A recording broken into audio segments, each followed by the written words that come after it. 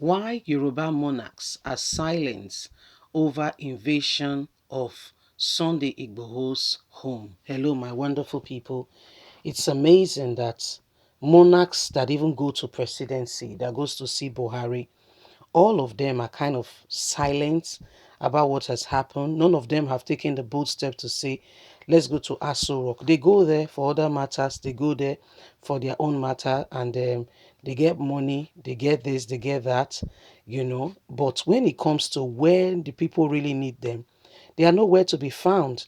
If you are my friend for only good weather, then you are not a good friend. If you are a friend for fair weather, I believe that part of the job of traditional leaders is to ensure that people within their domain are looked after, taken care of, and are okay. But when we have traditional leaders who will rather use people when the going is good and forget about them when they really need them, I find that very hard to believe, and I don't understand it. One of the Yoruba monarchs is speaking, saying why they are all quiet. If you look at it, there are a lot of Yoruba influential leaders, monarchs who are all quiet. I don't want to mention them, but you know them.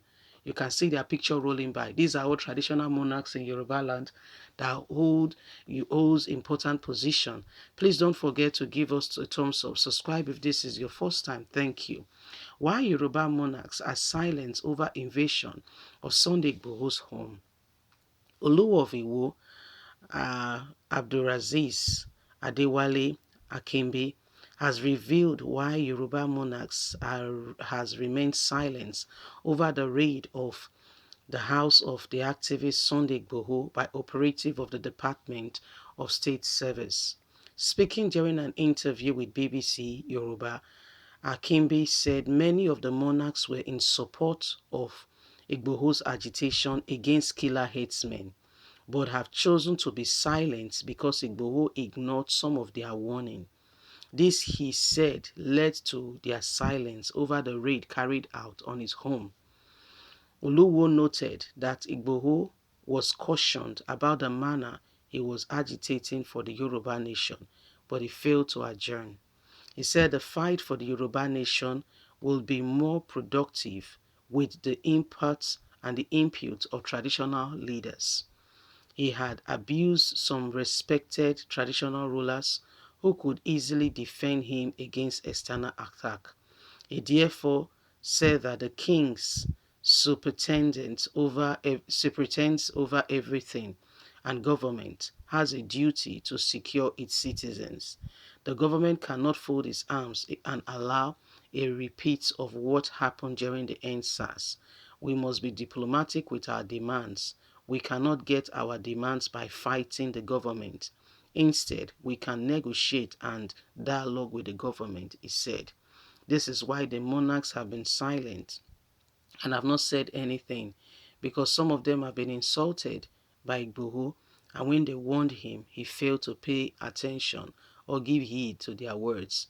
Now he's in the trap. My people, remember this man. This is the Oluwo of Iwo who said he wants 10 million, not 10,000. I don't want to mix it up. 10 million Fulanis in his terrain. He said, well, he needs about 10,000 that he wants to produce the next president. As a matter of fact, he said when he produced the next president, then people will know that he's serious about what he's talking about. This is the same person, he's now saying that traditional rulers were in support of Sunday Igboho,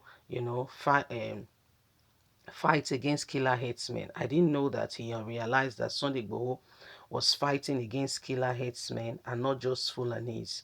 Sunday Igboho have nothing, I want to believe, against the Fulanis.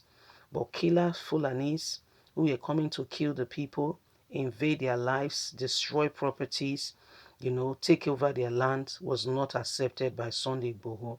This was what the young man was fighting about. They are still fighting about. This is his belief, you see, and most of them have been quiet. The Oni of Ife is a traditional ruler, well respected. What about in very Ibadan there, you know, that where this whole thing happened? What about in the very Ibadan there, the traditional monarch? Where is everybody? Because when you look at it, all the governors said was, if anything like this is to happen within their domain and vicinity, the government must keep them in the loop. Okay, accepted.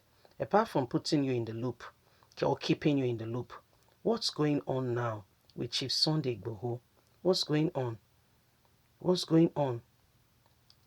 If your child, if something, I know fathers, even if, I'm giving an example, your child stole, this is your child, he stole, even if your child stole, do you leave him? I know you would have warned him and all that. Do you not leave him in police nest and say, I've warned you? No, as a father, you will still do something. You will not fold your arms and just whatever you can do. I'm not saying you'll be able to bring your son out of the, depend on what has happened, but you'll do your best. That's where I'm driving at. You will definitely do your best. So what's happening? How come everybody is silent? Olusegun Obasanjo, every one of them, all the governors, Seyi Makinde, every one of them, why is everybody silent? Why is everybody pretending like nothing has happened? Why is everybody walking on eggshell? Why? Why? All Igboho was fighting for was for the poor people. He was fighting mainly for the poor people. He was fighting mainly, that people will not be oppressed. These are some of his passion. These are some of his passion. The people they took from his house, they've taken some of them to underground. Underground. Do you know the torture that goes on in underground? There is a lady among them. Some of them will not come back alive. I'm just telling you. I'm not wishing them dead. I'm just telling you the true reality of things. I'm just giving you a picture.